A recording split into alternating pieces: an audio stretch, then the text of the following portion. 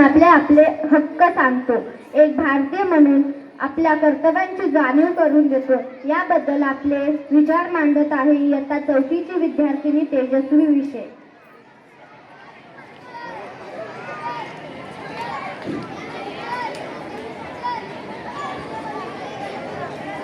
आजच्या कार्यक्रमाचे अध्यक्ष, उपस्थित मान्यवर, सर्व शिक्षक, पालक वर्ग व विद्यार्थी मित्रांनो, सर्वांना माझा नमस्कार. माझे नाव तेजस्वी जगदीश विषय. मी इयत्ता 4थीत शिकत आहे. आज प्रजासत्ताक दिनानिमित्त मी माझे मनोगत व्यक्त करत आहे. एकदा वर्गात शिक्षकांनी विद्यार्थ्यांना भारताच्या नकाशाचे तुकडे जोडायला सांगितले. खूप प्रयत्न करूनही कोणत्याही विद्यार्थ्याला तो नकाशा जोडता आला नाही. शेवटचा एक विद्यार्थी उठला व त्याने एका मिनिटात तो नकाशा जोडून दाखवला. सर्व आश्चर्यचकित झाले. त्याने काय केले असेल बरे?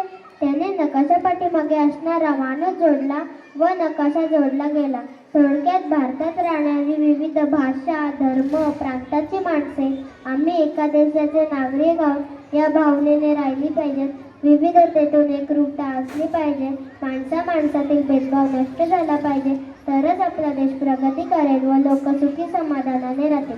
आपला देश पारतंत्र्य असताना त्याला स्वतंत्र करण्यासाठी अनेकांनी संघर्ष केला, हाल अपेष्टा सहन केल्या, अनेकांनी आपल्या जीवाचे बलिदान केले. आता आपल्या सर्वांची जबाबदारी आहे की आपण या स्वराज्याला सुराज्यात रूपांतर करायचे आहे.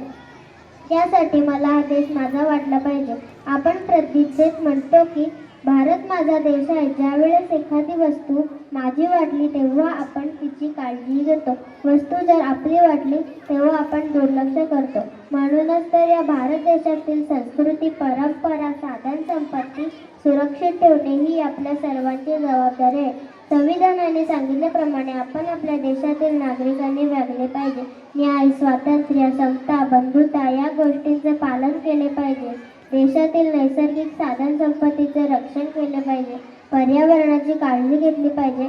आज आपल्या देशासमोर भ्रष्टाचार, लोकसंख्या वाढ, पर्यावरण समस्या, दहशतवाद यांसारख्या अनेक समस्या समोर आहेत. आपण सर्व एकत्र येऊन या समस्या सोडवू शकतो. त्यासाठी आपण आपला वैयक्तिक स्वार्थ बाजूला ठेवून आपल्या देशाचा विचार केला पाहिजे. तरच आपला देश प्रगती करेल व लोक सुखी समाधानाने राहतील. शेवटी मला एवढेच म्हणावेसे वाटते, जे देशासाठी लढले ते अमर हुतात्मे झाले. जय हिंद, जय भारत.